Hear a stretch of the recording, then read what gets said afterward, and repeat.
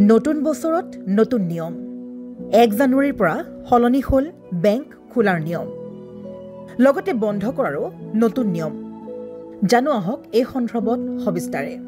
নতুন বছৰ অৰ্থাৎ 2025 বৰ্ষৰ 1 জানুৱাৰীৰ পৰা নতুন নিয়ম কাৰ্যকৰী হয়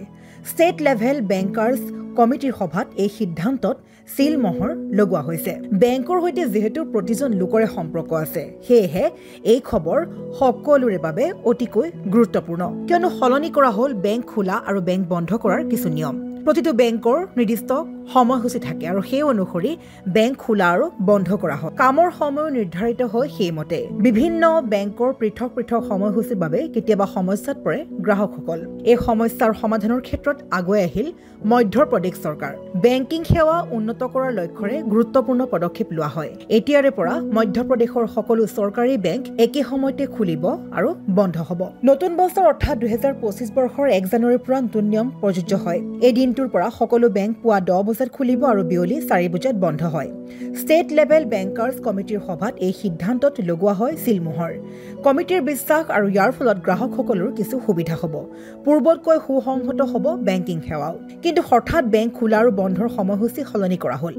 ষ্টেট লেভেল বেংকাৰ্স কমিটিৰ ফালৰ পৰা জনোৱা মতে বিভিন্ন বেংকৰ পৃথক সময়সূচীৰ বাবে গ্ৰাহকসকলৰ সমস্যা হৈছিল তেওঁলোকে সন্মুখীন হৈছিল নানানটা অসুবিধাৰ কাৰণ কোনোবাই বেংক পুৱা 10 বজাত খোলে কোনোবাই আকৌ 10:30 বজাত খোলে কোনোবাটো আকৌ পুৱা 11 বজাত খোলা যায়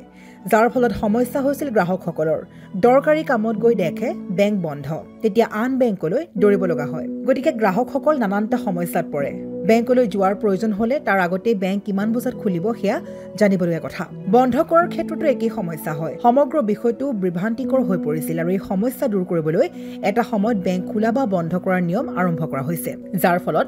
গ্ৰাহকসকলৰ সুবিধা হৈছে এতিয়া বেংকৰ সময়ক লৈ সমস্যাত পৰিবলগীয়া কোনো কথাই নাই পুৱা 10 বজাৰ পৰা বিয়লি 4 বজালৈ বেংকৰ সময় যাৰ ফলত ষ্টেট লেভেল বেংকাৰ্স কমিটিৰ সিদ্ধান্তত সুখী হয় গ্ৰাহকসকল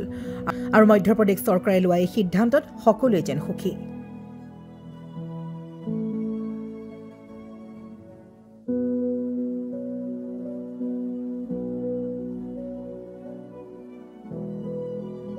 News Desk Report, News at Assam.